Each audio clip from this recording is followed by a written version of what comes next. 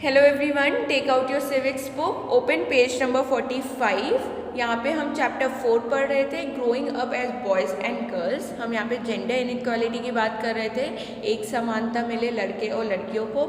यहाँ पे हमने समुना आइलैंड के बारे में एक चीज़ बात की। समुना आइलैंड में जो बच्चे होते हैं वो कभी भी स्कूल नहीं जाते। समुना आइलैंड कहाँ पे है? पैसिफिक ओशन में है, सदर्न पार्ट के पैसिफिक ओशन में है। और वहाँ के बच्चे कभी भी स्कूल नहीं जाते थे। और वहाँ के बच्चे क्या करते थे? बचपन से ही घर के काम सीखते थे और घर में अपने छोटे भाई बहनों को संभालते थे। फिर जब कोई भी लड़का 9 साल का हो जाता था तो वो घर से बाहर निकलकर फिशिंग एक्टिविटी, प्लांटेशन, ये सब चीज़ें अपने से बड़ों से सीखते थे।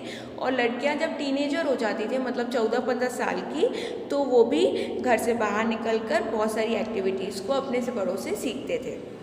Okay, now come to the page of 45, growing up male in Madhya Pradesh in the 1960s। अब हम मध्य प्रदेश की बात करते हैं, एमपी की बात करते हैं, जहाँ पे हम रहते हैं। तो 1960s, ये कब के बात कर रहे हैं हम?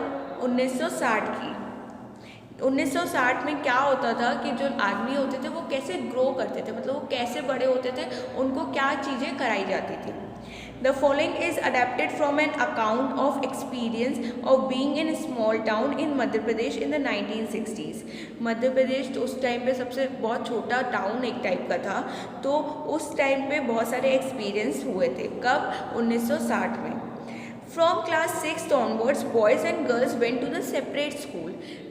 6th क्लास के बाद जो लड़का और लड़की होते हैं ना, वो अलग अलग स्कूल में जाते हैं। मतलब एक स्कूल में लड़कियां पढ़ती हैं और एक स्कूल में लड़के पढ़ते हैं।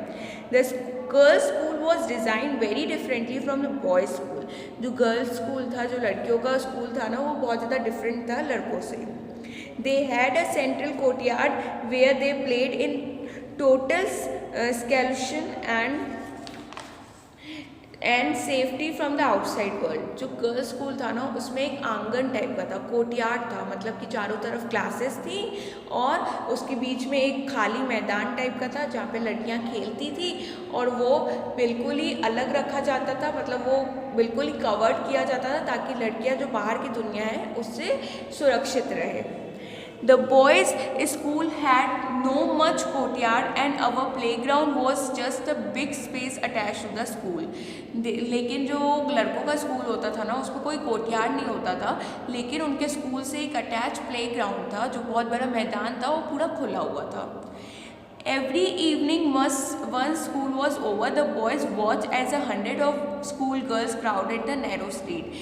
हर शाम को क्या होता था, जैसे ही स्कूल ख़त्म होता था ना, तो बॉयज़ क्या देखते थे कि 100 से ज़्यादा लड़कियां एक साथ सड़कों पे जा रही हैं। As these girls walked on the street, they looked so purposeful. ऐसा लगता था कि लड़कियां कोई जंग लड़ने जा रही हैं या कोई मोटिव से इतनी सारी लड़कियां साथ में जा रही हैं। किनको लगता था? लड़कों को। This was unlike the boys who use the street as the place to stand around idly to play to try our tricks with their bicycles. लेकिन लड़के क्या करते थे? लड़के स्ट्रीट में इधर उधर घूमते थे, खेलते थे, और जो उनकी साइकिल होती थी उससे ट्रिक्स भी करते थे। साइकिल से जैसे मस्ती नहीं करते, साइकिल ऊपर उठा ली या फिर नीचे रख दी या फिर उससे कोई ट्रिक्स करना, ये सब चीज़ें लड़के करते थे। For the girls the street was simply a place to get straight home. लेकिन लड़कियों के लिए क्या था? उनको सीधे स्कूल से निकल कर सीधे अपने रास्ते से घर जाना था। The girls always went in group perhaps because they also carried fears to being teased और अटैच्ड। लड़कियां जो थी वो इतने क्राउड में 100 लड़कियां साथ में स्ट्रीट में क्यों जाती थी? वो इसलिए जाती थी ताकि कोई भी लड़का उन्हें परेशान ना करे, ना ही उनको चिढ़ाए, ना ही उनको उनके नज़दीक आने की कोशिश करे। After reading 2 examples above, we realize that there are many different ways to growing up. Often we think that there is only one way in which children grow up। हमने ऊपर क्या देखा? जो लड़कों को बहुत ज़्यादा आज़ादी है, वो स्कूल के बाद खेलते थे, इधर उधर घूमते थे, लेकिन लड़कियों को सिर्फ स्कूल से निकल कर सीधे घर जाना पड़ता था। तो वो यही बता रहा है कि ये 2 एग्जाम्पल से हमें ये पता चल रहा है कि कैसे लड़के और लड़कियों को बड़ा किया जाता है, मतलब उनके साथ कैसे ट्रीट किया जाता है, उन्हें कैसे सिखाया जाता है। This is because we are most familiar with our own experiences. ये इसलिए क्योंकि हमें भी उस चीज़ों का एक्सपीरियंस है। If we talk to elders in our family, we will see that their childhood were probably very different from ours. अगर हम अपने से बड़ों से बात करेंगे अपने परिवार में तो हमें ये पता चलेगा जो उनका बचपन था ना वो हमसे बहुत ज़्यादा अलग था. We also realize that a society make clear distinction between boys and girls. इससे हमें यही पता चलता है कि जो हमारी सोसाइटी है, समाज है, वो लड़का और लड़की को साथ बहुत ज़्यादा इनइक्वालिटी करता है, मतलब उन्हें एक समान नहीं समझता. जैसे इसमें बताया था जो बॉयज़ है वो स्कूल के बाद खेलते रहते हैं, इधर उधर घूमते हैं, बाइसाइकिल के साथ ट्रिक करते हैं, लेकिन गर्ल्स का क्या था, उन्हें सीधे स्कूल से निकल कर सीधे अपने घर जाना था. तो ये चीज़ थी जिससे हमें ये पता चलता है जो हमारा समाज है वो लड़का और लड़की को एक समान नहीं मानता. This begin from very young age. ये सब चीज़ें हमारे बहुत यंग एज मतलब हमारी छोटी ही उम्र में ही शुरू हो जाता है. We are for example given different toys to play with. हमें बहुत सारे टॉयज़ भी दिए जाते हैं बच्चों को खेलने के लिए. Boys are usually given cars to play with girls and girls dolls. जो लड़के होते थे उन्हें कार दी जाती थी खेलने के लिए, छोटी छोटी कारें होती हैं जो खिलौने होते हैं वो दिए जाते थे. लेकिन जो लड़कियां होती थी उन्हें डॉल दिए जाते थे, डॉल मतलब गुड़ियाँ खेलने के लिए. But toys can not be a lot of fun to play with. लेकिन उन टॉयज़ में इतना मज़ा नहीं आता था. Why are girls and given dolls and boys are cars. वो ये पूछ रहे हैं कि लड़कियों को डॉल्स क्यों दी जाती थी और लड़कों को कार क्यों दी जाती थी. लड़कियों का भी तो मन करता होगा कार से खेलने का, और तो ऐसा क्यों होता था, उनके साथ इतना भेदभाव क्यों किया जाता था. Toys become a way of telling children that we will have different futures when they become man and women. Toys से उन्हें ये बताने की कोशिश की जाती थी जो कि एक मैन और वुमेन है उनकी लाइफ बहुत ज़्यादा अलग है.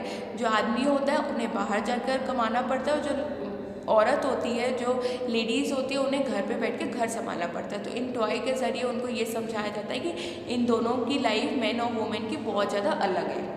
If we think about it that this difference is created in the smallest and most everyday things. इसमें जो अंतर दिखाया गया है ना वो हमें आज की डेट में रोज़ ये सब देखने मिलता है. How girls must dress, what games boys should play, how girls need to talk softly or boys need to be tough. ये सोसाइटी में, समाज में जो घर वाले हैं ना उन्हें बचपन से ही लड़का और लड़की को ये सिखाना पड़ता है कि तुम्हें कैसे कपड़े पहनने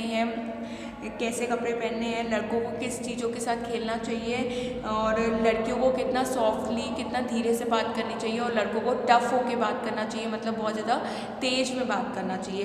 तो ये सब चीज़ें कौन सिखाता है, सोसाइटी सिखाती है. तो इससे क्या दिखता है कि लड़का और लड़की में बहुत ज़्यादा भेदभाव होता है. All these are ways of telling children that they have specific role to play when they grow up to be man and women. इससे ये पता चलता है कि लड़का और लड़की जब बड़े हो जाएंगे तो उन्हें किस तरीके से बिहेव करना चाहिए, उन्हें किस तरीके से अपनी ज़िंदगी जीनी चाहिए, क्योंकि उनके हिसाब से जो लड़का और लड़की होती है उन दोनों की लाइफ बहुत ज़्यादा अलग होती है.